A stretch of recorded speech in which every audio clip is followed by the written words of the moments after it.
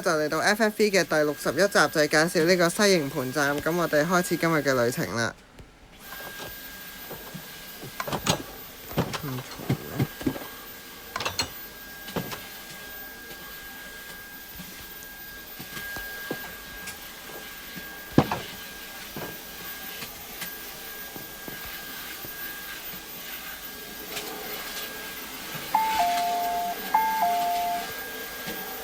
請勿靠近車門。Please stand back from the train doors.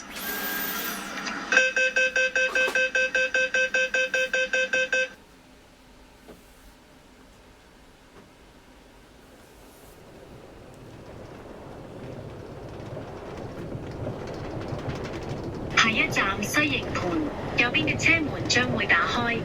Next station 西營盤 Doors will open on the right.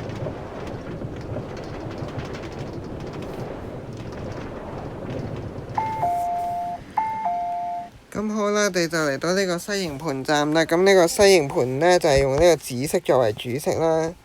咁西營盤呢，喺港島線西延呢，係遲咗啟用嘅。咁啊，最初呢，就係呢上環，跟住呢，就係香港大學同堅尼地城啦。跟住因為西營盤呢，就未起好，咁啊嚟到西營盤站嘅時候就話西營盤站尚未啟用，車門唔會打開啦。咁啊一直維持到2015年3月尾啦，3月28號，跟住3月29號先至正式啟用呢個西營盤站。係啊，咁呢就個地板都仍然係呢個設計啦。咁跟住上環開始呢，就會用返舊款嘅。咁呢個就係往柴灣啦，呢邊往堅尼地城，又有客務中心啦。跟住我哋出閘。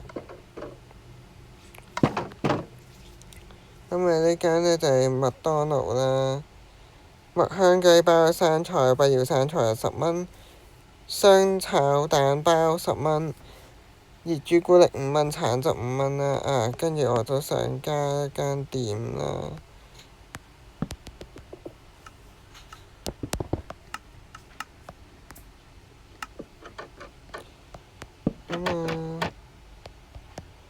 菠蘿油、紅豆冰。咁呢，我細個呢，第一次去西營盤站，跟住呢，就係想去食咗間茶餐廳，就係有個菠蘿油同埋紅豆冰啦。呢間我遲啲諗到名再加返落去啦。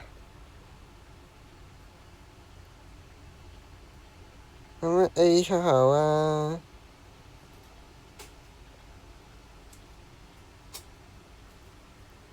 點解嗰啲咁遠？A1，哦，原來呢度。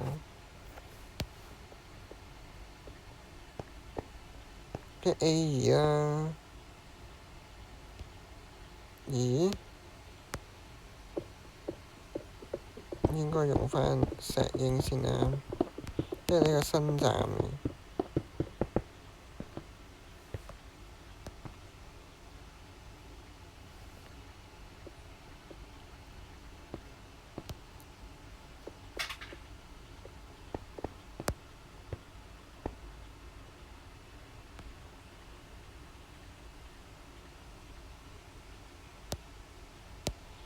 咁啊，睇下 B 出口先。咁啊，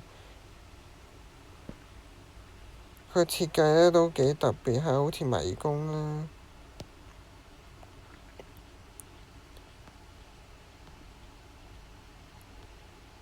西營盤站，搭返 lift 落去。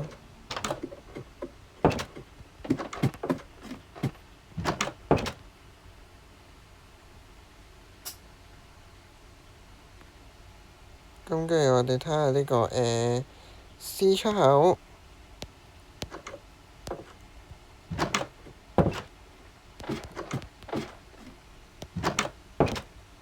係啊。